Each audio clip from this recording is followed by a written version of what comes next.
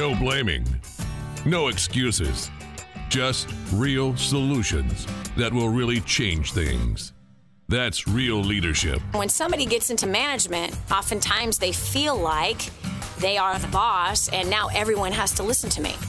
I think it's important that leadership actually listens to others. That's real leadership. Real leadership. Welcome to the Dani Johnson Show. Welcome to the Dani Johnson Show, where we help you define success for you. You know what? Everybody else out there has decided what success is supposed to look like for your life. But hey, here on the Dani Johnson Show, we are going to redefine that very word, that very life. You see, success is different for everybody. Now, and obviously, for most people, success has something to do with finances, right? I mean, what's success without money? I need money, Dani, to do the things I want to do. We're going to talk about money today. We're going to talk about your relationship with money. I want you to think about this for just 1 second, okay? You actually do have a relationship with money. You do. Let's define, what is your relationship with money? Think about that for a minute.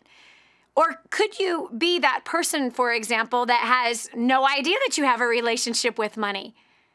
And if you don't have a relationship with money, well, then chances are you're not treating money how you should be.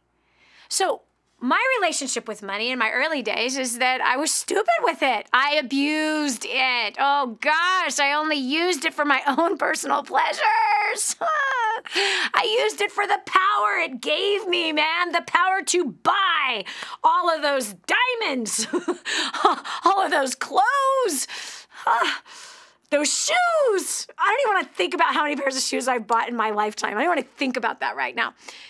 But I did have a relationship with money that was completely dysfunctional. And unfortunately, what I have found with the thousands of people that I've worked with through the years is that they also have a dysfunctional relationship with money. What defines dysfunctional and a dysfunctional relationship? Well, abuse, obviously, is dysfunctional. It is. But see, most of us don't know how we are supposed to treat money. You're like, Dani, this is disgusting. You're talking about money as though it's like a human being. Well, it's not, but you really do have a relationship with it. Let me prove it to you. Do you think about it all the time? Huh? Do you think about money all the time? Is money always in your brain? Do you have money in your heart? Whether that is worry, stress, fret, fear, anxiety. What about the fights you have about money with your spouse or your kids? What about the fights you have with your boss? What about this? You feel like you're not being paid enough, so now you've lost respect for the person that you're working with. Come on, think about it. Or that somebody else is making more, it makes you mad. So is that emotion of jealousy, even anger, are those part of the money equation with you? Aren't those all the same exact emotions we have when we had our first love? Come on, right? The first heart crush that we had in the 7th grade or the 4th grade or who knows, whatever grade you were in when you had your first love, right? Those same emotions. That when it was not functional but dysfunctional, when it wasn't healthy, there's control involved, right? You want to control the money. You want to control every dollar. You want to control, make sure that no one's going to take any from you, especially the government. So you want to control how much the IRS is not going to get of your cash. So you do all these wild, weird things, you know, to try to avoid paying more taxes than you should. And I'm not saying that that's necessarily bad. But what is meaning, I think it's wise, you're supposed to be wise with your money, but as far as controlling and thinking about it all the time and constantly checking your bank account, and do you know what I mean? Now, yes, you should be checking your bank account, and yes, you should be checking your bank statements, or maybe the dysfunctional relationship you have with money is you never, ever look at your bank statements, that you never, ever know where the money is going. You see, that's another form of dysfunction, which is neglect.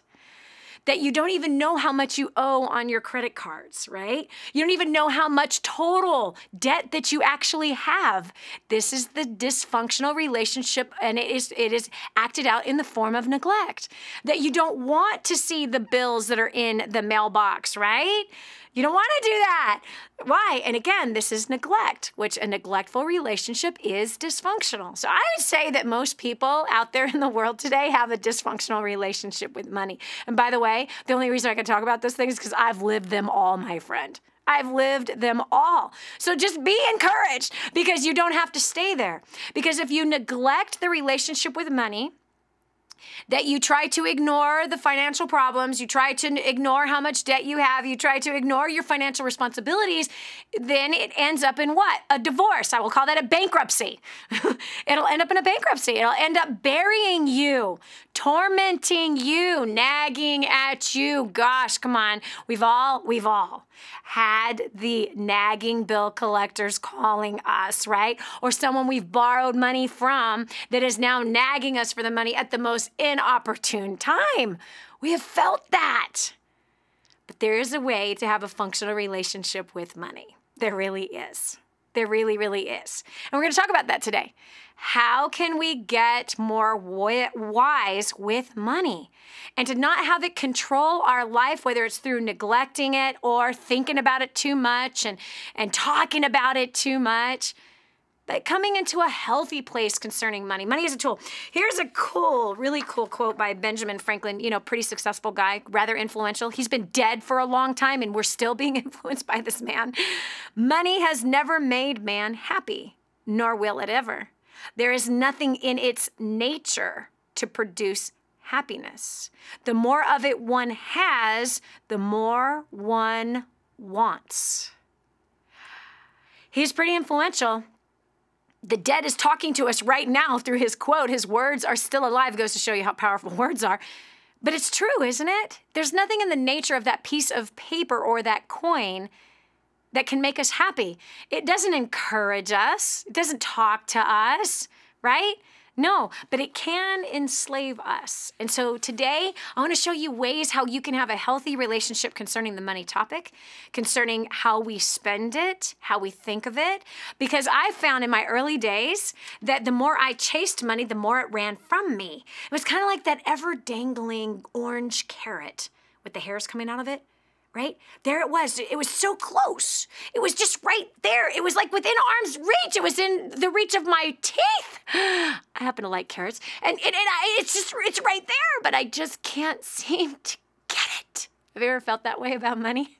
I did too. I'm telling you, I came to a place in my life where I was done. I remember reaching this place. It was actually in 1995 after a nervous breakdown. I was 25 years old and I had a nervous breakdown. Wow. I'm married, I got a couple kids, and I am so stressed out about money, I almost take my own life. I thought about it constantly. I had a huge overhead. I had a company that had been embezzled. This is my second time being embezzled. So, of course, all of those depressive thoughts came over me, right? And the suicidal thoughts came over me. I just wanted to die. I didn't see any way out of fixing my financial problems. And then I came to this surrender place. There's something about surrendering. There is. I'm not talking about the white flag because you're weak. I'm talking about this, that I surrender. And who did I surrender to? I surrendered to God. I said, God, I don't care if I go broke. I don't care if I lose this company. I don't care if I'm the laughing stock of all of my friends. I don't care if Brian and Kristen and Jerry and Daryl and Michelle and all those people that are in my life that I love so much, and Jen, I don't care if they now go, we can't be your friend anymore because you don't make a lot of money. Somehow I got into my head that I would lose friends if somehow I didn't keep up my lifestyle, if somehow I didn't keep up my facade in all reality, because that's all I was. I was living a lie. I was miserable with my Mercedes. I was miserable with my $250,000 condo. I was miserable with my clothes and all my diamonds. I was miserable, totally miserable. And I didn't care. I'm like, I'm coming out. I'm coming out of this closet. My life sucks. There's something about that. There's something about just confessing the truth. My life sucks. I'm broke. I have so much debt. I don't know how I'm going to pay my bills. I don't know how I'm going to make payroll. I don't know how I'm going to help all of you put food on your table. I have no clue. Right now, I'm just trying to figure out how to get food on my table. There's just something about that day where I said, I don't care. I just don't care. I don't care if I have to declare bankruptcy. I just don't care. I'm done living this facade. I'm done worrying about money. I'm done thinking about it. Forget it. And I did. I surrendered. Something powerful happened. You know what followed that? Opportunity came. It did. Opportunity came. I'll never forget, I just so happened that day walk into my counselor's office. Her name was Dr. LaVon Atnip. We've had her on this show before. And I sat down. It was October. Like, we're coming into the season right now. It's October 1995. And I sat down. I plopped down. You know, I just finished looking at the finances for my company. And, oh, gosh, there was anywhere near enough money. The IRS had been levying my accounts, right? I had a bookkeeper that didn't pay the taxes, but instead paid herself the amount that was supposed to go to taxes. I got liens. Everything's a total disaster, my friend. A complete disaster. And what do we have? I just plopped down. I told her, man, I just give up. I surrender. Forget about it. This is not worth it. And I said to her, I said, there just has to be like somebody, some big, tall, white-haired guy that's been in business for like 30 years that like sails in and buys my company. Relieve me from this pressure and this stress. And I'm working 100 hours a week. I feel like I'm going to die. And right away, man, she just said, you know what? Let's pray. Like, what? She says, I could feel it. There's something on this. And sure enough, we prayed that day. It was in October. I'll never forget it. And do you know that not even a month later, I get a phone call from a friend of mine who was this tall, white-haired guy, had been in business for 33 years and had been running companies super successful. He started a new company. He sits down with me. He talks about it. He had mentored me for a couple of years. And then he says, Dani, he says, why don't you just go do what you're good at and let me take your company? And I'll do all the administrative stuff. I'll do all of that stuff that you hate. I'll take over your staff. I'll buy this thing off of you. It'll be great. You won't have to work that many hours anymore. And you go touch people's lives. You go change people's lives. You go teach the stuff that you're good at. You go train people to succeed. And I will go ahead and take over all this admin stuff. And I was like, what? So that's sometimes what follows surrender.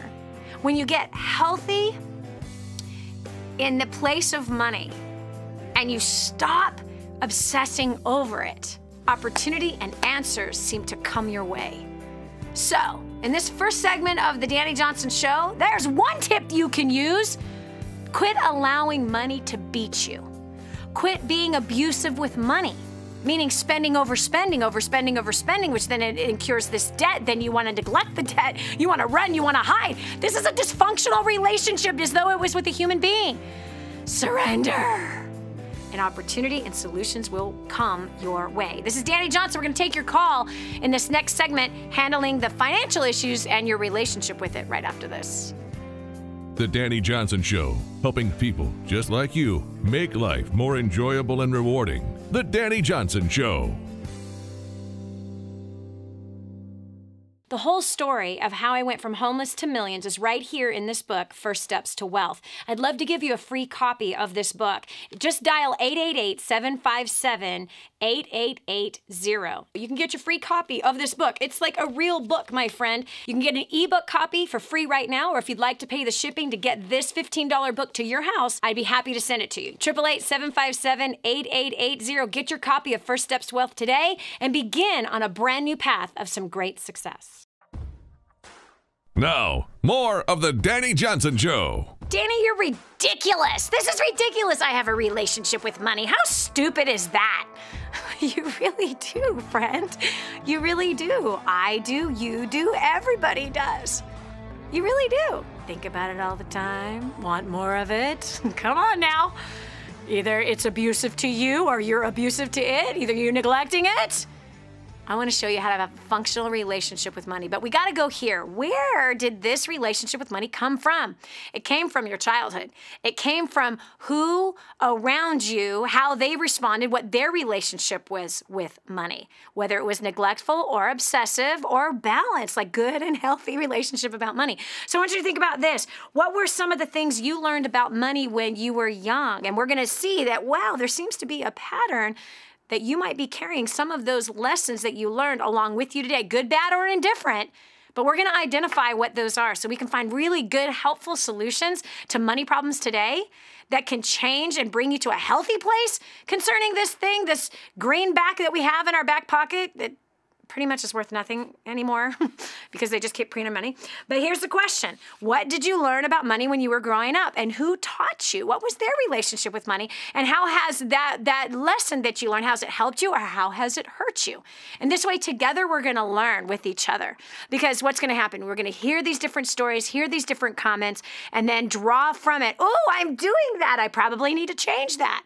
And I might be able to give you some advice in the financial area that can really help to improve those finances, as we have given to hundreds of thousands of people all over the world and have seen their finances completely healed, restored, completely come out of the bondage of debt and slavery to it, and live a more healthier, happy, joyful life. Isn't that what we're all after? No question. Helen from Scotland. Yay! Welcome to the show. Hi. Well, what I learned, Dani, was from my mum. She ran up catalogues and she had overdrafts and always stressed about money. Yeah. It was one thing in my childhood that I remember very clearly was my mum being stressed always about money, never having enough, just use catalogues, need to back, seeing a lot of people like my mum being so upset and other family members upset in the family because she was always so stressed. On the other hand, my father was a man who was a giver. He was always giving, and he taught me a lot of principles about giving and told me that was the key that would get me somewhere in life. And I wondered what he meant by that as a child. And unfortunately, I followed my mother's footsteps by getting catalogues, getting stressed. I basically duplicated my mother's behaviour. But it wasn't until, Dani, I came to First Steps to Success in January that I really took a big turnaround about my finances, and I took on War on Debt. Yeah. And I listened to what your teachings were about, personal debt. Let's address your personal debt. Let's look at your car. Let's look at your mortgage. Yes. And basically, that's our aim. We want to get these debts right down. And War on Debt, I can't emphasize enough to anybody listening out there, War on Debt is the thing to get. Dani Johnson has got it there. It is just a gold mine of stuff. And I have saved so much money just by listening to what she said, going with the guidance. Fantastic. Wow. So Helen, how awesome. And here it is proof, right? You picked up from mom debt. You picked up from mom speaking bad about money, right? She's stressed about it, right?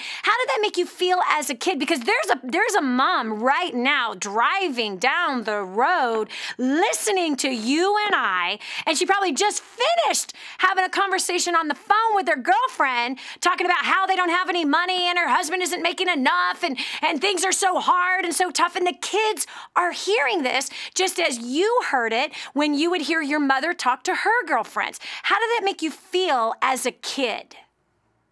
Well, basically, as a child, I just felt scared, and I actually hated money. Yep. I hated it. I just thought, oh, this stuff's evil. Yes. It's just not nice. Isn't that wild? So, I mean, and again, we talk about money as though the money is the abuser of us. It's neglecting us. It's not providing enough for us, right? And so it's an unhealthy place. But the sad part is that now we impart that into the kid. It was imparted into you. How much debt did you end up incurring as a direct result of this dysfunctional relationship with money that you picked up from mom? Well, it ended up I was £10,000 in debt, and I had to sell my flat in order to get that out of debt. Yeah. I'm proud of you, girl. I'm so proud of you that you've been paying attention. I'm so proud of you that you're a War on Debt soldier. This is Dani Johnson. We'll continue with more after this. Here's your challenge from Dani Johnson. Find your motivation in the simple things in life. Once you get going, the momentum will build, and soon even your biggest barriers are mere small obstacles. Stay tuned for more of the Dani Johnson Show. This is your chance. This is your shot. Get your copy of War on Debt right now. There's one waiting for you that has your family's name on it. And inside that package is freedom. Your family's freedom is on the inside of that package. All you have to do is open it up, press play, and start applying what I teach you in this program. 888-757-8880. You and I are going to help your family become completely debt-free in the next 5 to 7 years. Just imagine how that's going to feel. We're back. Here's Dani Johnson. Are you being abused by money? Has money sucked you in the face, broke your nose, blood splattering everywhere? Dani, what are you talking about? Man, girl, I think you're weird, but now you've totally crossed the line. If you think I'm weird, why are you still here? Hey, no, seriously. The way I hear people talk about money, the way I used to talk about money, was as though it was a physical person who was beating me up, right? Seriously, you know, when we were kids, I remember hearing my parents talk about money as though it was a physical person who was beating the snot out of them. When all reality, it was their own poor choices. Yes, their own poor choices that was beating the snot out of them. What do I mean by that? Well, they bought drugs with the welfare money. Hello? Of course we're not going to have enough food. Of course some things are going to be tight if you were buying a luxury called drugs. Luxury? Drugs? What are you talking about? Yes, that shouldn't be in your family budget. That's not the bare necessities need to survive. No, Dani, I need my weed. That's how my parents thought. But here's the facts.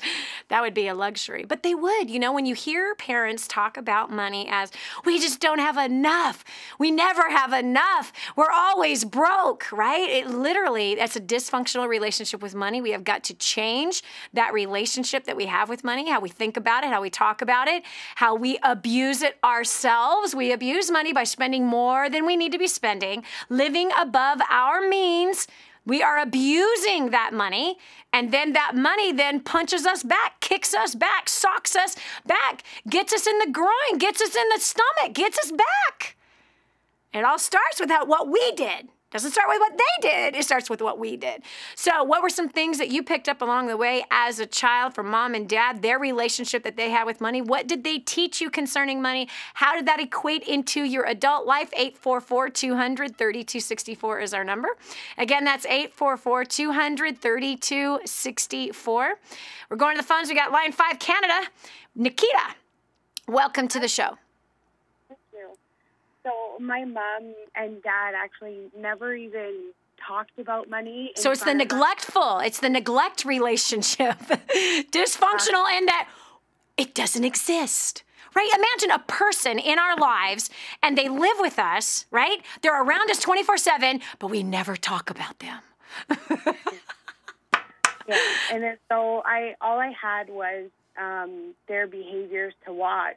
Yeah. And my dad would, he had good money management. He would save and pay for something in cash, but he was extremely secretive about it. So I didn't know until I became an adult that he was actually saving for what he wanted, like a flat screen TV or something. But my mom, she was, credit card, she was entitled, and it was like, if I want it, I should have it. So she would just go to the store, and if there was extra credit on her credit card, she would use it on whatever she wanted. Wow. So look at that, Nikita, because I want to address both of those things. So one is secretive, the other was entitled. Now, if we were to equate this to a physical person, right? And if there was a relationship with somebody in your life and they felt entitled to give you whatever you want, when you want it, tell me, how healthy is that relationship?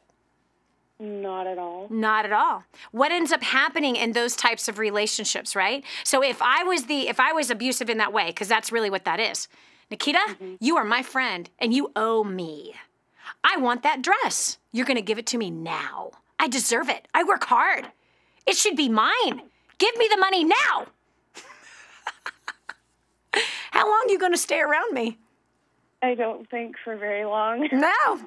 No. And do you think that at some point you might fight back? Oh, yeah. Yeah, that's the 18.9%. That's the 18.9% that slaps you up the head silly at the end of the month when you get your bill for the dress you just bought. Yeah. Bottom line, man, we really do have relationships with money. And if we are entitled, It punches us back. Either that or it runs from us. It runs from us. It doesn't want to be abused in that way anymore, so it stays far away from us. Or if we are secretive with it, right? Then gosh, what does that do as a kid? You don't know you're supposed to be saving money. Who in the world was supposed to teach you that you're supposed to save money? The school?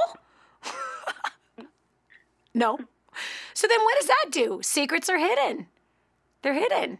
So therefore, you didn't learn the value of saving. You didn't learn that the kind of relationship, the healthy kind of relationship that you should have with money because everything was in secret. So what do we end up doing? We make costly mistakes because of secrets that are kept, things that are unknown.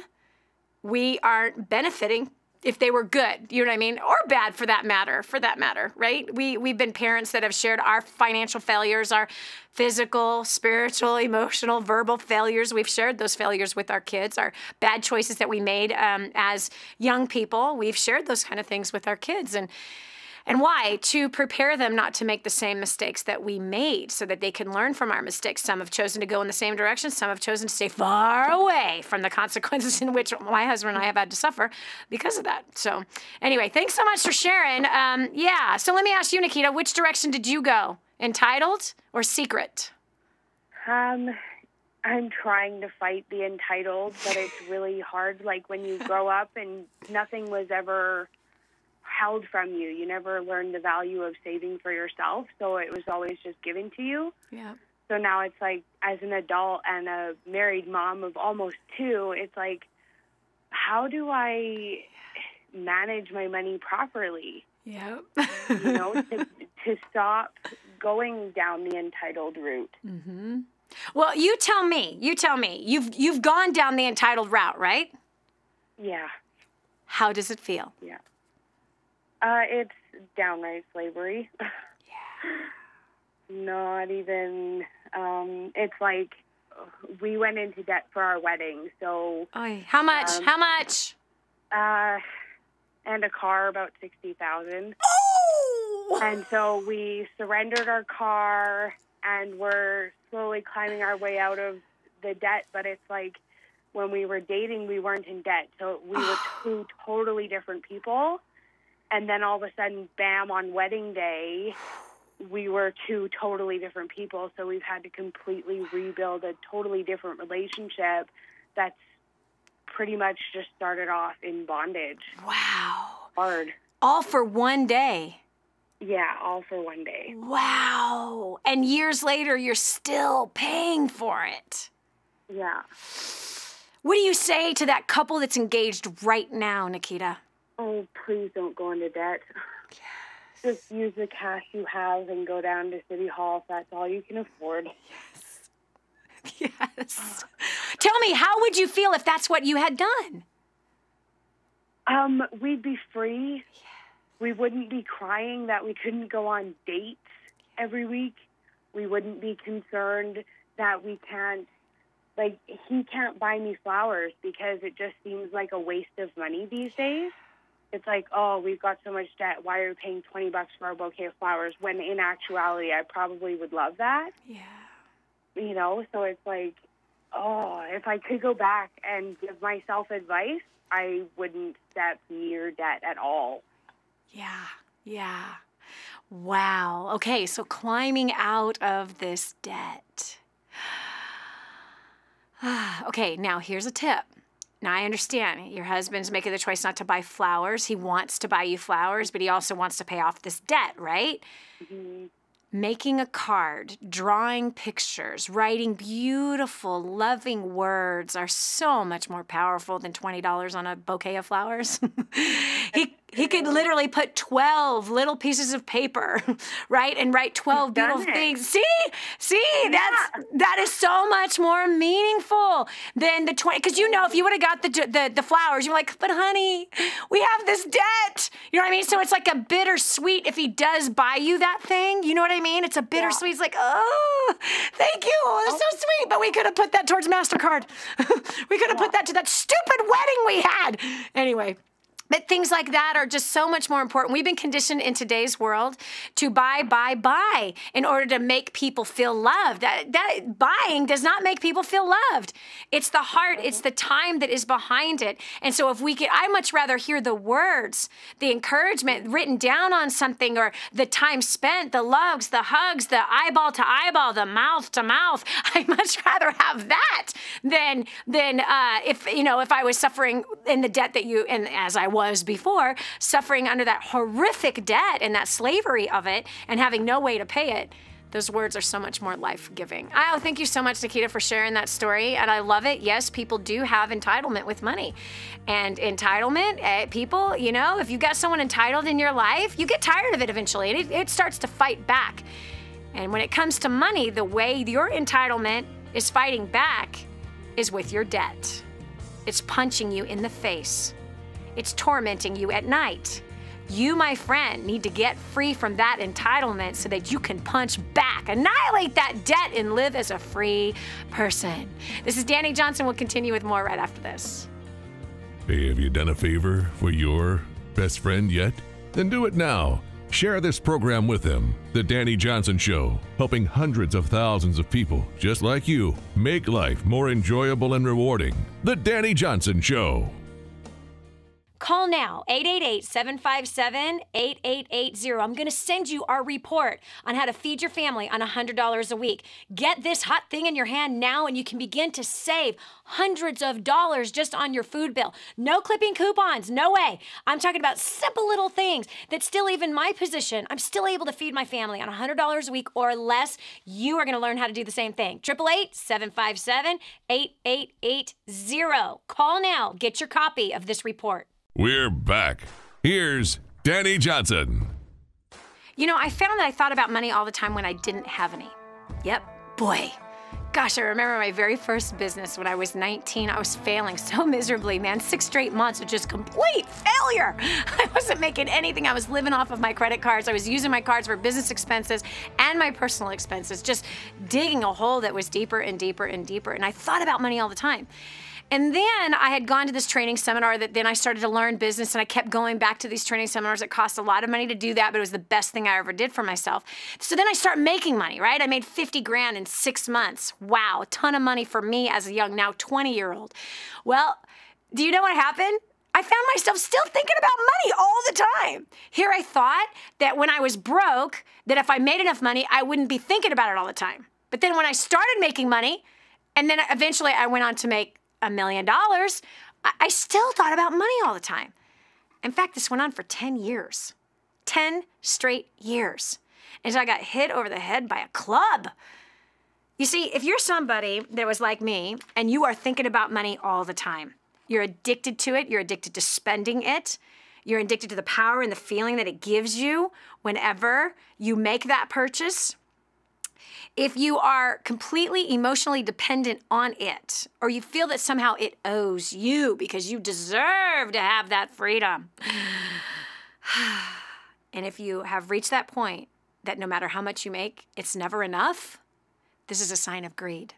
This is an unhealthy, dysfunctional relationship with money. And one of the ways that I can tell you that one thing that helped to fix my dysfunctional relationship with money was, rather than I gotta make it, hoard it, take it, buy people stuff that don't need anything, I actually began to turn my heart away from the things. And I began to use the money and the power of it for helping other people. Oh my goodness, what that has done in my life. Like this, I went to this little place where an earthquake completely demolished a village, like demolished it. All the homes destroyed, people died, little kids died under the rubble of their concrete homes. The water supply totally destroyed. Could you imagine if that happened to you in your town, right? Could you imagine just in a split second, right now, just in this split second, an earthquake hits, and now everything is under rubble, right?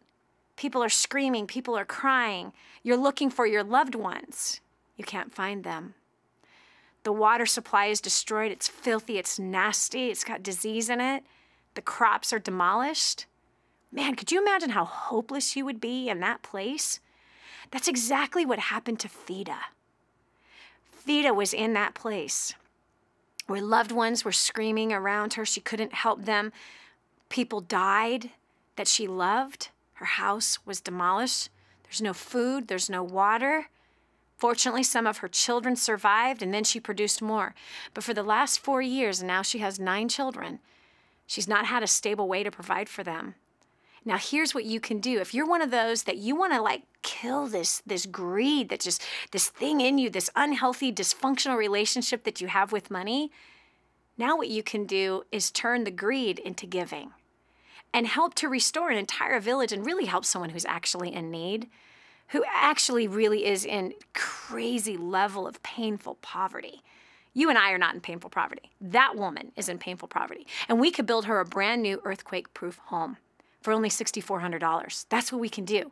In fact, there are 2,000 people needing homes right now, and you and I can be the answer, turning our face and our backs on greed and now adding purpose to money. Do you want to help me?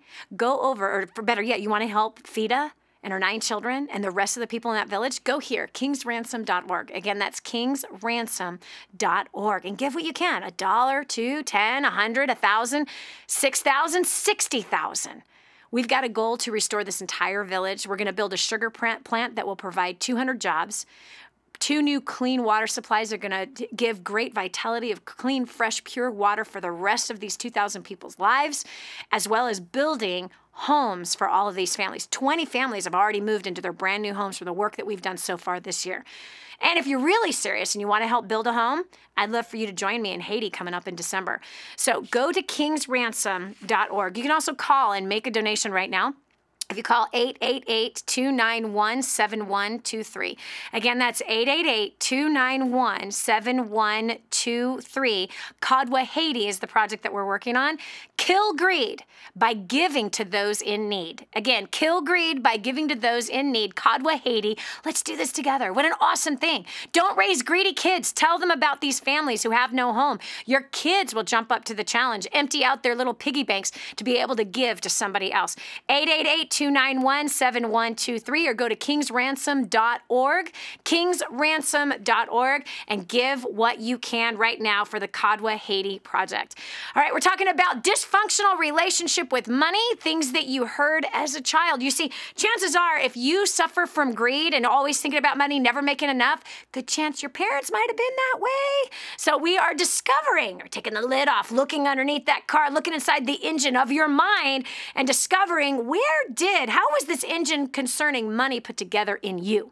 844-200-3264. Again, 844-200-3264 is my number if you'd like to talk about what you learned as a child, what your parents taught you about money, or what they didn't teach you about money, and then how can we fix it? How's that played off in your life? We've got April from Spartanburg, South Carolina. Welcome to the Dani Johnson Show. Thank you, Dani. I've been encouraged by your promises, and I was invited by Anne-Marie Bell to join the last 4 meetings that you've had, including the one in Cincinnati. So I do hope to attend one of those meetings at some time in the near future. Awesome. I did purchase the War on Debt and have opened up the workbook, and I've been listening to your audio in the car, and it's very encouraging, and I love every promise that you claim. I replied to a post that you had online regarding what you learned. Yeah. And what you were taught growing up. And I was not taught anything from any family member regarding money. My mother had never owned her own home, and she still hasn't, and she's almost 60. Wow. My father went bankrupt. It's cheap to own a home in South Carolina, too. Wow. It's cheap to own a home in South Carolina. Absolutely. My gosh, you can buy a mansion for $200,000 over there. Ridiculous. You can. Wow. You can. And the wages are good. The wages are actually good over there. The reason why I know this is my daughter lives right near you. So I've been to South Carolina many times. 6 of my grandkids are in South Carolina, right near Spartanburg, actually. Boiling Springs, actually, is where they're at. So I know I know what the cost of living is there. I know the cost of food there. I've shopped for food there. I've bought my kids' clothes, my grandkids' clothes there. I know the cost of everything over there, and it's cheap. That's crazy. Your mom has never owned a home, and she's almost 60 years old. So, okay, so keep going. What did you learn or not learn about money, for that matter? Well, I didn't learn anything from my family, and some of the effects that it had on me that I'm trying to do different in my family, for example, would be purchasing my first home. As a young, 22-year-old, my husband was, we were both the same age, 22. We saw this house, and I absolutely loved it. We have viewed several homes, but this is the one that I wanted. Right. Hold on one second, April. I want to hear more about this story. We got to cut over to a break real quick, so just hold the line. I want to hear the rest in just one moment. This is Dani Johnson. We'll return after this. The Dani Johnson Show. Don't just stand there. Soak this up. It's joy, it's encouragement, it's insight to a better life. This is the Dani Johnson Show. I just heard this amazing story. One of our clients had written us telling us that they had used job domination and unlimited success and has absolutely exploded their career. He said, Dani, I don't know where I'd be today without job domination and unlimited success. Listen, do you want more recognition from your coworkers? Do you want to be recommended to people all over the world? Do you want to be somebody that is highly sought after?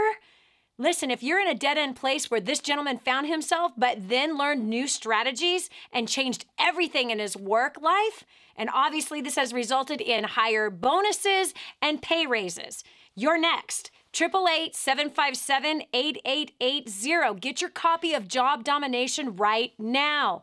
888-757-8880. Again, 888-757-8880. Job domination, that's what you need. It's time for you to dominate the job market and break through the rut that you're in. If you like being depressed, enjoy having no drive in your life to improve, want to be lazy, love being an underachiever, then this show is not for you. Get off your loser attitude and stay tuned to the Dani Johnson Show. The Dani Johnson Show. Dani Johnson Show. Welcome to hour 2 of the Dani Johnson Show. We're so blessed that you decided to join us today. We're talking about dysfunctional relationships with money, and where did it come from? Well, did you grow up in a dysfunctionally money home? Did your parents always talk about money negatively? Did they talk about money as though it was beating them up? Or perhaps you were that kid that watched entitlement with money. I deserve to have the air conditioner set at 70 24/7. I deserve that new boat. I work hard for my money, so I'm gonna finance it. We deserve those new clothes, right? Woo, entitlement. I'll tell you what, if you've ever been in an entitled physical human relationship with somebody, one of two things happen.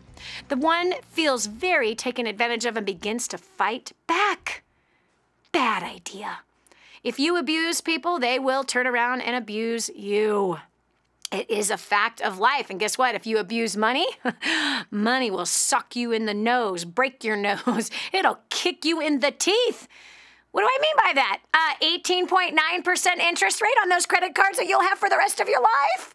Hello? Paying far more for that car because you financed it? That's a kick in the gut. Yes, it is. You can't even sell it for what it's worth. Yeah, debt is a way that money fights back when you abuse it.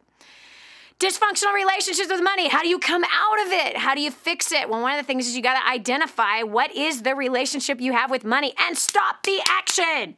It's really simple. If you're in an abusive relationship, get out of it. Be done with it. Be free. Okay, so we're talking about first of all, how to identify where it came from. And how do we solve it? April called in at the end of the first hour of the show. She was sharing that she never learned anything from mom and dad. But in actual reality, she said her parents never taught her anything about money. But April, the fact is, mom and dad did teach you about money. Mom taught you how to not buy a house and even almost be 60 years old and still not be a homeowner.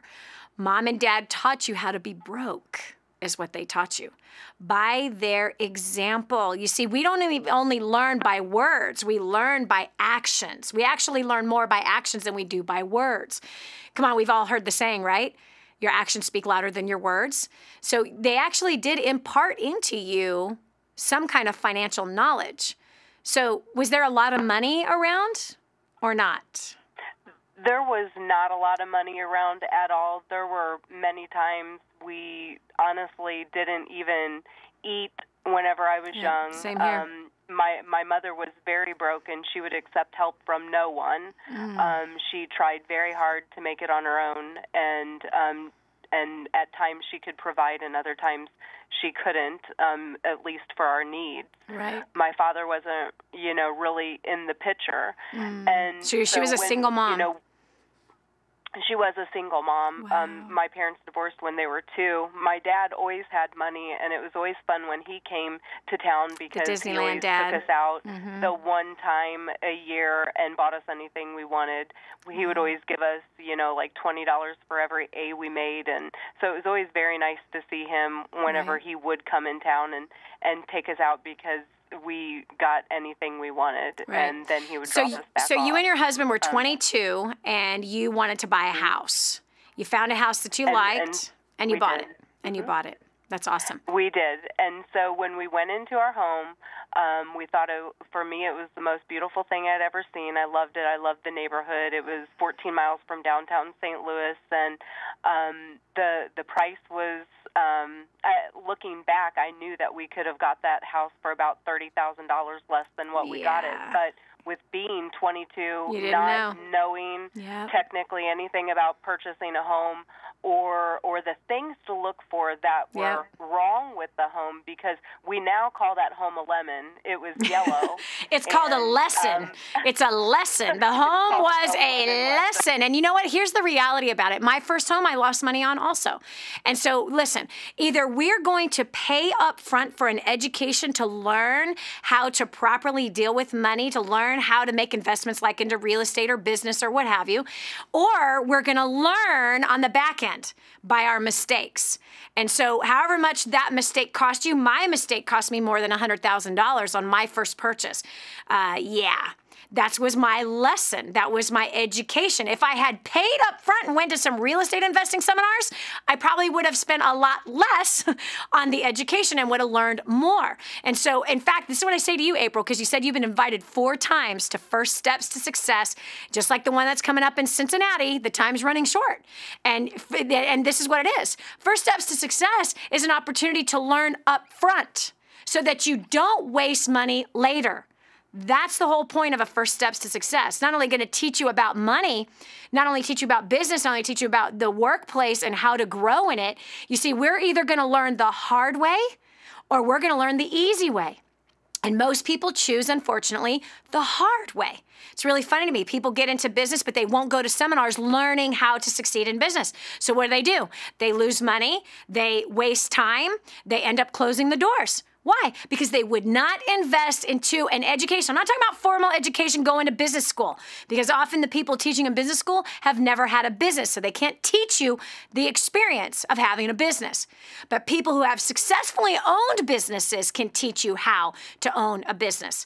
I made my first $1 million in business by the time I was 23 years old. I've made millions and millions of dollars in business. We've helped hundreds of thousands of people grow in their careers, grow their finances in their jobs, get promotions and bonuses. We've helped hundreds of thousands of people annihilate all of their debt. There are so many people that we have that are completely debt-free, and they did it in 5 to 7 years. We've had many people coming through that same training seminar that have gone on to make millions of dollars.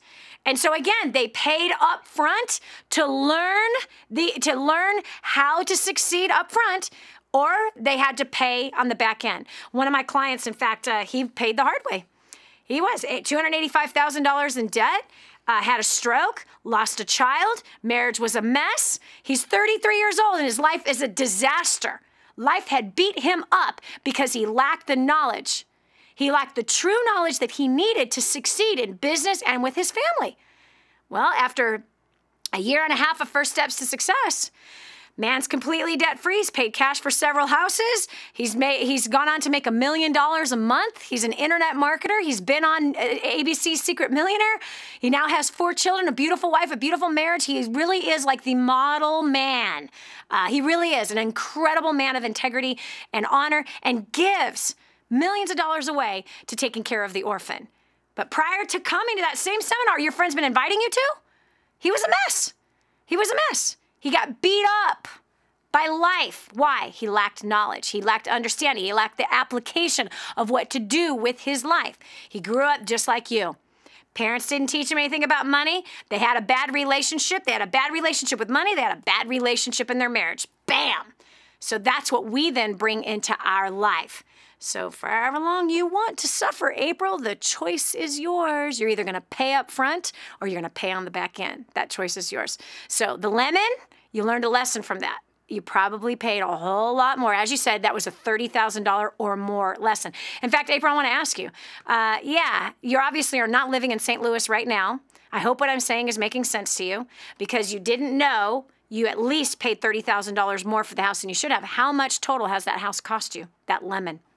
$107,000. There you go. So look at that. Imagine if you paid up front for the education. By the way, we talk about real estate at First Steps to Success. That was a $107,000 education that either can bury you or you can use it to make a tremendous amount of money moving forward if you know how to apply it. And that's exactly what you'll be learning in Cincinnati, honey. I might get yourself registered right now. You know what I'm saying? Don't wait. Don't wait. That's $107,000 that could have been saved. The choice is yours. The choice is yours. By the way, wave at my daughter. She's over there. Her name is Christina. She's probably right down the street from me right now. Right there in Boiling Springs, South Carolina. Anyway, I appreciate your call, April. Thanks so much for sharing. And we literally, if there's one thing I got to drive home, I'm so grateful. This is one thing I did. I invested up front. I invested, except for real estate, right? I did not ask questions in advance. I didn't find somebody in my local area or even in my family. Did I ask anyone in my family, hey, did any of you guys know? Wouldn't be my family, my husband's family. Hey, did any of you guys ever bought houses before? Right? I never even thought to ask somebody. Hey, is there anyone you know that's made money in real estate, that's good at picking up properties, that knows how to teach me what's a good house to buy, what's not a good house to buy? And if anything, try to find someone really successful. Fortunately, after our bad first purchase, my husband's martial arts teacher is a multimillionaire in real estate. So, of course, after losing that $100,000, it was, can you show us? How have you made that kind of money in real estate? Will you teach us? Will you show us? And he did. And guess what's happened? We've made millions in real estate. Now, you might be saying, but I don't know anybody that's made millions in real estate. You'd be surprised who you know that is successful, that's bought properties and sold properties or has lots of rental properties, number one. Number two, you're talking to one right now. So if there isn't anyone there, I can help you. I'm helping you right now. Okay, awesome. Learn up front. Gosh, because the lack of knowledge always costs so much more money. Yes. So the package that you have in your hand right now, War on Debt, don't read it. Do it. Don't listen to the audios. Do the audios. Do the video. Do what it says to do, and you will annihilate that $107,000 so stinking fast. I just know it, April. You can do it. You can do it. If we could do it, you could do it. And don't feel bad. That ain't nothing. There are people, we've lost hundreds of thousands of dollars in real estate through the years, but we've made millions on the other side. So just count this as my first $107,000 lesson. I am going to get ahead, and that will never happen to me again. I'll make sure I'm smarter on the other side. And that's what we got to do with those kind of lessons.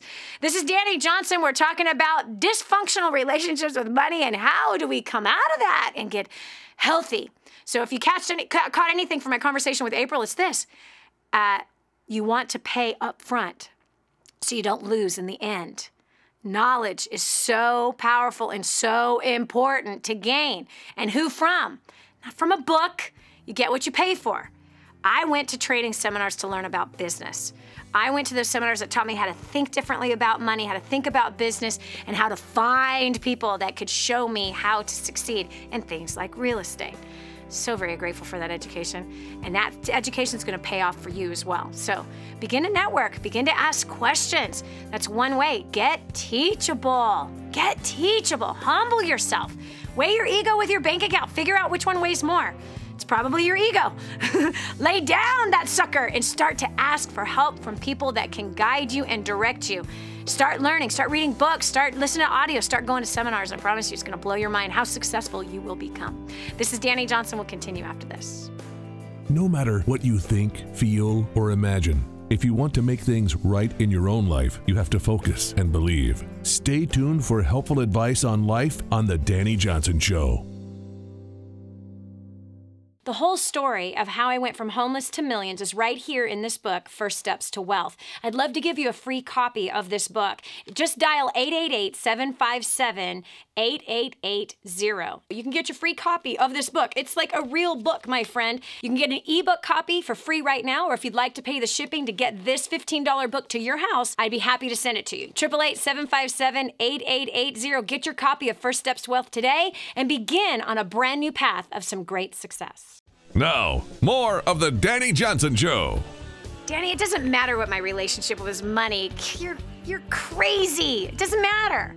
Oh, yes, it does, my friend. It determines how much stays in your bank account, how much lands in your bank account, or if money seems to be running from you. Money is a tool, and tools have a purpose. And if they're not used for the proper purpose, well, they become destructive. They do. They're used for things that are destructive. Think of a hammer. A hammer can be used to build orphanages, or a hammer could be used to take somebody else's life. There is a purpose for the hammer. I guarantee you the creator of the hammer did not make the hammer to harm people. No. A tool is to help. It's to help. And money is a tool, and you've got to have the proper relationship with money in order for that tool to help you, for that tool to be of service to you, and for that tool to be multiplied in your life. 844-200-3264. That is 844-200-3264. We're talking about your personal relationship with money, dysfunctional or healthy. Which one is it for you? And we're helping you to get on the healthy side with money instead of that abusive side with money. I got to read you the story that just came across my desk. Jenny Copeland writes, prior to plugging into DaniJohnson.com, I was a stay-at-home mom. I was looking for a way to do more with my free time and make a difference in the world. I knew something was missing. After attending First Steps to Success and Creating a Dynasty, that's our training seminars that teach you about money and business and relationship and how to succeed and to fit it all into your crazy life and actually to reduce your stress and improve the amount of fun that you're having. She says, after attending First Steps in Dynasty, I have a whole new look on life. I have started a business. My marriage has been restored. My relationship with my kids have improved, and I have shed over $400,000 worth of debt in the last 2 years. I recommend everyone get to the next First Steps to Success. Isn't that amazing? Could you imagine being her? Could you imagine being Jenny? Right? Feeling like something is missing. There's something calling out from you. There's something that there's a longing and you can't quite put your finger on it. But you know what's awesome about Jenny? She didn't just sit in the longing. She just didn't sit in the waiting. She began to search. She began to ask. And she found a website that showed her the way on how to pay off $400,000 worth of debt in 2 years and to start a business part-time and improve her relationships with her husband and her kids. Come on now, friend. You know, you can just hear the spirit and the emotion of what she is saying to us. That could be your life, but it requires what? For a healthy relationship with money, you got to have knowledge. You got to get that knowledge that you're missing so you could stop being clobbered by your debt and you could start clobbering your debt back. All right, so one of the ways in figuring out your relationship with money is to look back and say, where did I learn? Where did I gain these habits? Who taught me what I know about money today? And how has that, what habits have that brought into my life? What pain have I paid because of it? And how oh, can I fix it? I need healing financially. Do you need financial healing? I'm not talking about what the televangelist is telling you. No. No, it starts with your belief system. That's where it starts with. It starts with the training that you had in the home and the training you had at school, or the training you did not have. Think about this, 14,000 hours of school you and I had just from kindergarten to the 12th grade. Not a single class on money. Not a single class on wise versus foolish spending. Not a single course. Nope, not a single lesson, not a single hour. No, Dani, in home ec, they taught me how to balance a checkbook. Really? Do you even use one anymore? Nope. Nope. And most people have a very neglectful relationship with money, and they never look at their bank statements. And yet they're being robbed and they don't even know it. They're paying all these extra fees and they don't even know it. They were adding up all the bank fees that they're getting no, I have free checking. No, you don't. No, you don't. Yeah, there's those overdraft fees. Yeah, what about those? What about the transfer fees? Oh, wait a minute. What about the ATM fees? There's so much money the bank is making off of you. And because you're neglecting your responsibility over the money, you don't know it. So it's time. It's time to rise up in your responsibility with money, to have a healthy relationship. You're a governor over that financial territory. And if you govern that territory well, then you will prosper greater. You'll make more. Come on, you've heard this piece of wisdom before. He who is faithful with the little will be made ruler over much, much more. You have financial territory, friend. When I first discovered this and I became a governor over my financial territory, it was like, oh my gosh, I am so unfaithful with money. I just let it fly out the door like it's nothing. Oh gosh. We were finally able to create wealth once we became financially responsible. And there's such a great feeling about that. You know it's true. This is Dani Johnson. We'll continue after this. How to turn a little into a lot. Always question your intent. Dani has helped thousands upon thousands get on track to living a better life. Don't go away. More of the Dani Johnson Show is on the way. This is your chance. This is your shot. Get your copy of War on Debt right now. There's one waiting for you that has your family's name on it. And inside that package is freedom. Your freedom, your family's freedom is on the inside of that package. All you have to do is open it up, press play, and start applying what I teach you in this program. 888-757-8880. You and I are going to help your family become completely debt-free in the next 5 to 7 years. Just imagine how that's going to feel. Improving the quality of your life. The Dani Johnson Show. I love it. I just read something that gave me this cute little chuckle. Okay, listen. It's this. Too many people spend money they earned to buy things they don't want to impress people they don't like. That was Will Rogers that said that cowboy. Did you hear that? Isn't that true? Can you believe that we do things like that? Stop! Stop doing that! Buying things you don't want to impress people you don't like. That is stupid. It is. Dani, you just called me stupid. Come on, I'm stupid too. I've done the same thing. And when you look back at your closet, you look back at your garage or your storage unit on your property or the storage unit down the street that has all this junk in it, and you look back at the reason why you bought it. What did I ever need this for? Why did I ever purchase this stupid thing? Or better yet, you got a whole cabinet full of mugs that people have bought you. Why do I have these? Why did anyone ever waste their money on another mug for me? How many mugs do we need? OMG. How many mugs do we need? Gosh, I don't even drink coffee. People buy me mugs. Here's one. Not with coffee in it. It's got water. Okay, anyway. But we buy things we don't want. We work hard for the money. We buy things we don't want to impress people we don't like. Stop that today. Be done with that habit. All right, we're talking about that relationship we have with money, and right there, that's a dysfunctional relationship with money right there. Buying things we don't want. Dysfunctional relationship with money. To impress people we don't like. Total dysfunctional relationship with money. It's time to come into healthy. Healthy means you're gaining knowledge and wisdom, being wise. Not purchasing things that are stupid. All right. So what did you learn about money? We've got Erin from Aberdeen, South Dakota. Welcome to the Dani Johnson Show. Hi. I grew up being raised by my grandparents about 50% of the time because my parents divorced when I was 5. And I actually got a really good education through that. And my mother is fantastic with managing money. You know, my grandparents lived through the Depression, and if they didn't grow it or kill it, chances are we didn't eat it. So, squirrels included? Right, well, yeah, I guess so. My grandparents built every house they ever lived in. Yeah. I remember having to build a fire in the cooktop stove in order to help Grandma get breakfast going. She canned their food for the winter. She baked her own bread. She used a washing machine that had a roller on the back and an O at the top. For until I was like 12. And I graduated in '99. I'm 33 years old today. So wow. We didn't live in Alaska. We weren't backwoods weird people. It's just we used what we had, and we didn't waste money. Unfortunately, you know, that didn't carry over for me. But hold on a second, Erin, because I want to ask you about this. I want to pause right here. I know that you then and you were foolish with money. But tell me, because I could hear it in your voice, like, why did I do that? Okay, so tell me, Erin, what was that like growing up and seeing Grandma work like that? I loved it. Isn't it amazing?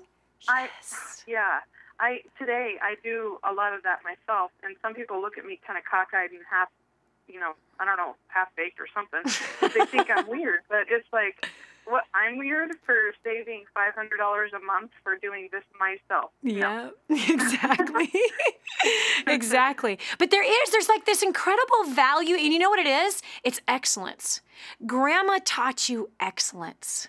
She taught you self-reliance, not self-reliance in a bad way, but to not be dependent on things and not bring value to conveniences. But she worked hard, and there's nothing like the feeling of working hard. There's nothing like that feeling. And yet we live in a culture that looks for everything that's cheap, easy, and fast. But cheap, easy, and fast does not necessarily mean great value. Do you know what I mean? Or even having that satisfaction of, I worked hard, I did good today. Okay, so then you, after this, you got stupid. Why did you swallow the stupid pill? What'd you do that for? Because I thought it was normal. You know, cheap, easy, and fast means cheap culture. Yeah. And if, you know, when you grow up, you're young, you get out into the world.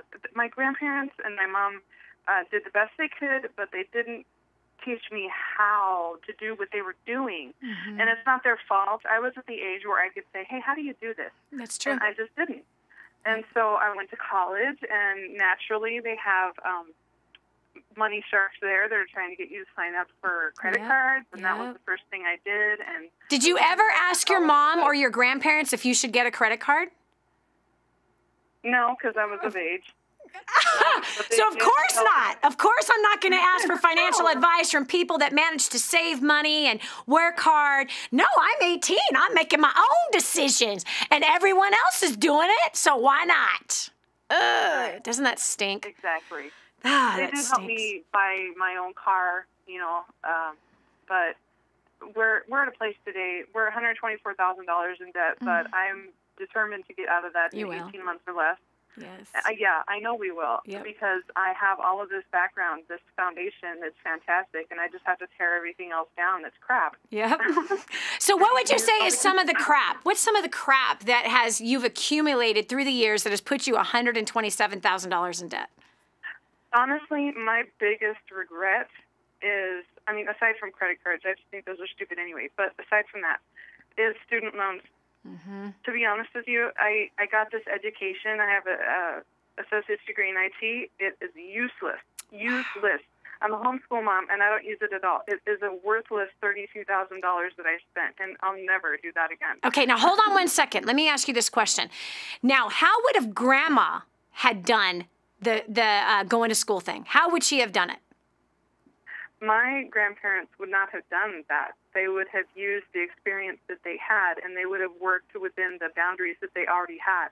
Okay, but let's just say that they wanted an IT degree. Do you think they would have gotten student loans, or how do you think they would have done it?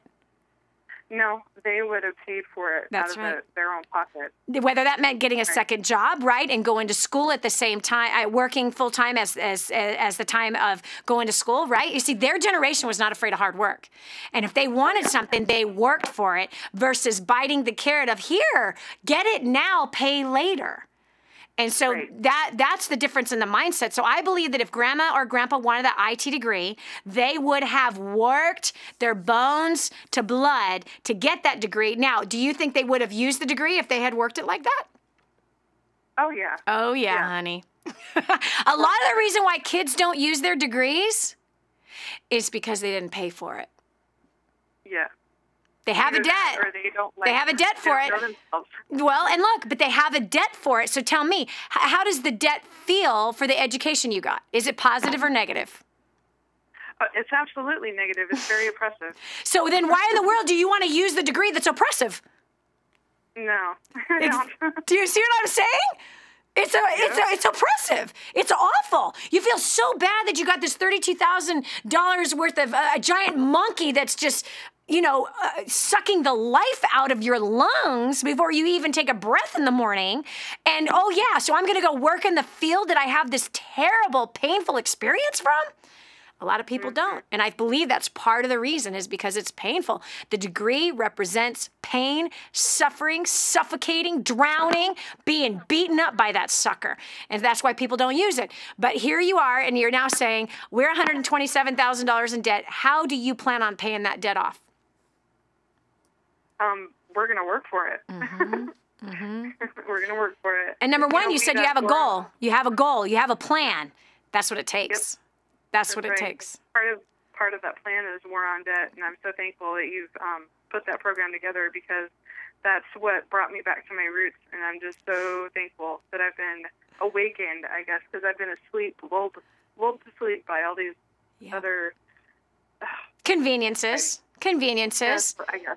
Things that your grandma never needed, and they lived a happy life. God, can you just smell her bread right now? Yeah. Can you smell the apple pie? Yeah. Can you just smell the garden vegetables that came out of the garden, and there they are on the counter, about to be turned into something amazing? See, that's life, man. That to me is amazing success. It really is. That is absolute amazing success. So War on Debt is your plan. And you know what? I'm really proud of you. I really am, Erin, because here's the facts. Without a plan, we fail. Without a plan, we fail. And if we fail to plan, we fail. And so most people don't know how to come up with a plan. Like, how do I pay off my debt? Listen. I got a plan. I learned this plan the hard way. And I'm telling you, gosh, there's no feeling. Like when you get War on Debt and you begin to listen to it, it completely changes your mindset on your debt. And now that thing that's been suffocating you, you're now going to suck the life out of it. And you're going to go and you're going to learn some skills that absolutely empower you. You feel like the king on the mountaintop, man, going, I got this deal. And you heard her. The plan is 18 months and they'll be completely debt-free. They've gone through that plan like, done. No problem. No more oppression. And every single time you're attacking and annihilating the debt, you feel like a warrior, man. You do. You feel like, yes, I got this sucker. So exciting. That's how I felt. That's how you're going to feel. That's how Erin feels. This is Dani Johnson. We'll continue with more right after this.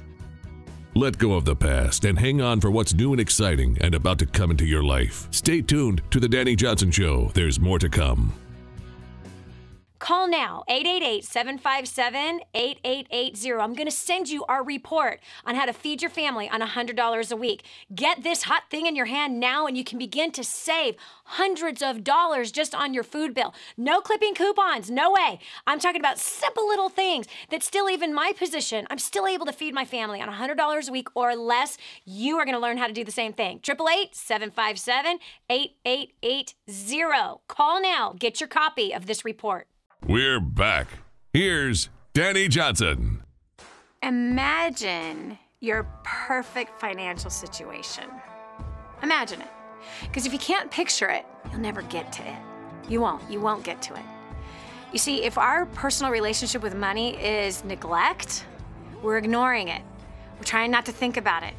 We're trying to pretend like the problem isn't there. It's the gigantic purple elephant in the room, but we don't see him. I'm not looking over there, but But you know it's there. It's nagging at you, right? It's nagging. You could smell it. Ugh, disgusting. Speaking of which, I remember going to the circus when I was 9 years old, and the elephant just stopped right in the middle of the show, and you know what he did? It was disgusting. I will never forget that smell. I will never forget that smell. Nor will I forget the smell, the putrid smell of my debt, and how much shame I carried because of it. It wasn't until we made that decision, we surrendered. We're like, done, finished. Gosh, we're finished with this way of living. This is stupid. It's beating us up. It's time to fight back. And we did.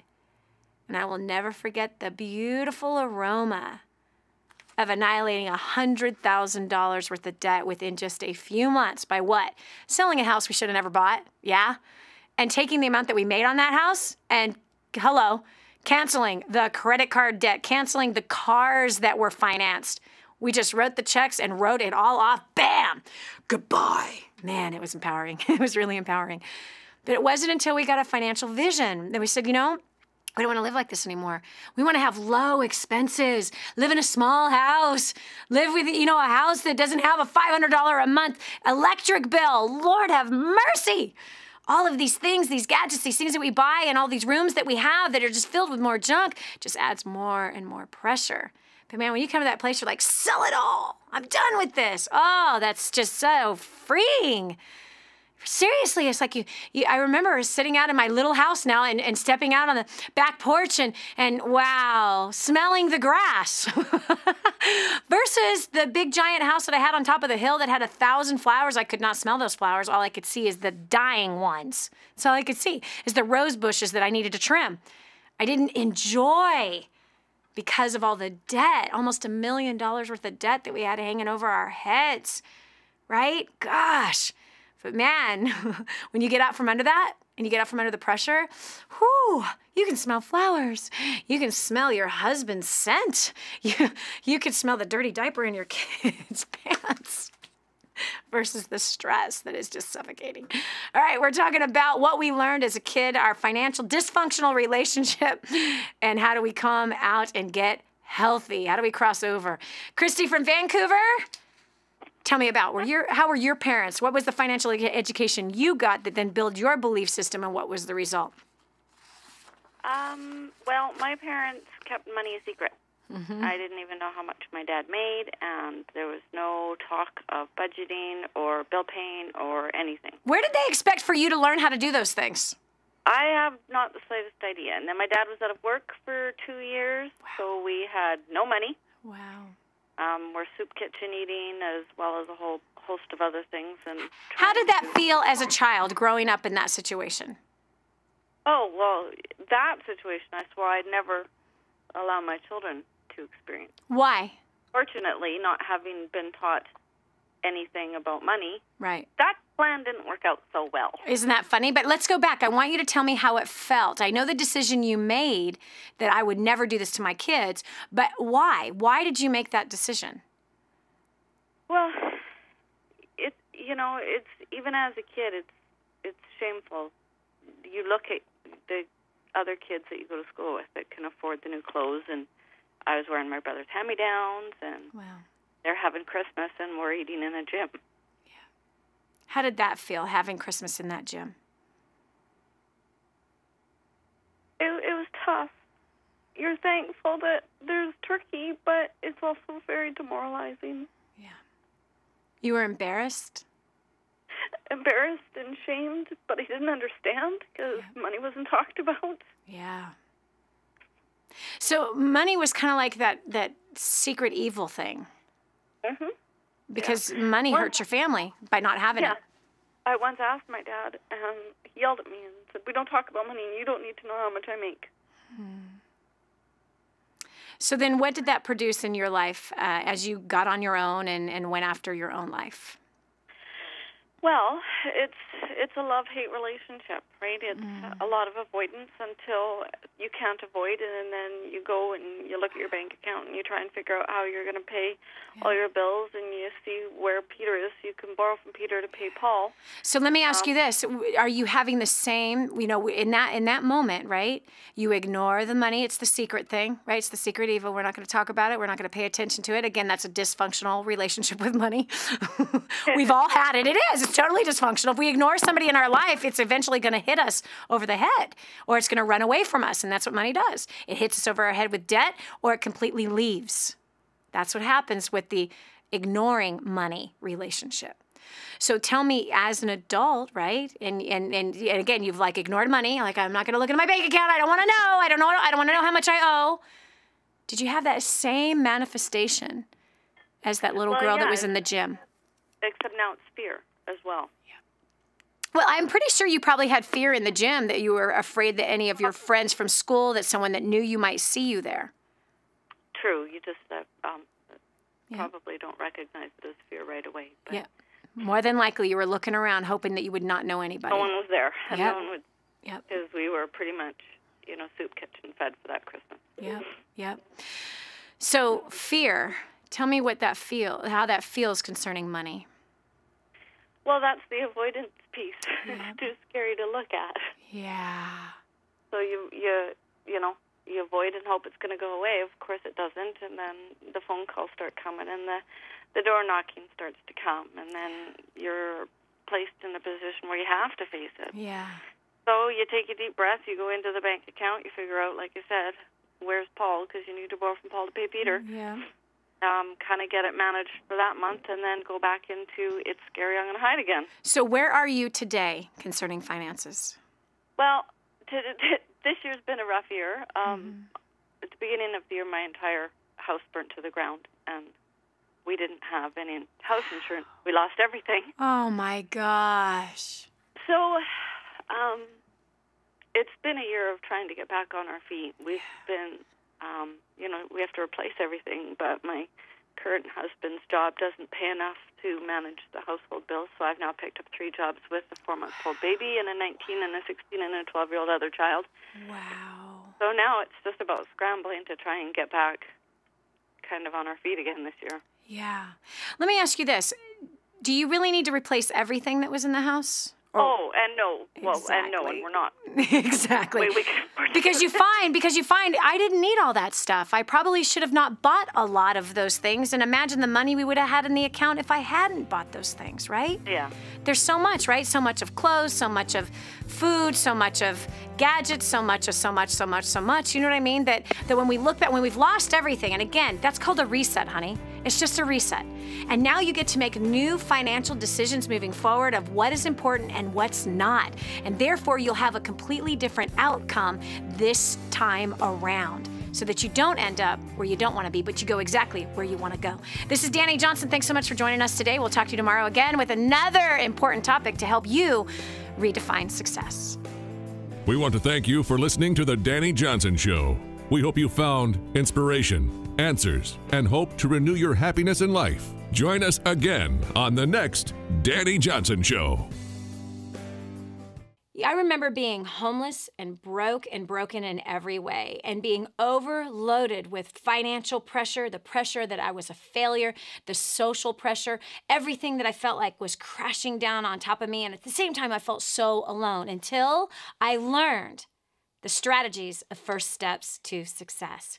You have the chance, my friend, to annihilate all of your debt. Think about that. You have the chance to grow your income through your current career, or even learning to start a brand new business that will be profitable. You also have the chance for learning how to motivate the people that are in your life that are driving you crazy, and how to have significant breakthrough, not only spiritually, but physically, financially, and socially, and business-wise. And so I'm excited to see you at First Steps to Success. It's coming up January 17th through the 19th. Get yourself registered today, 888-757-8880. There's a seat with your name on it, friend. 888-757-8880.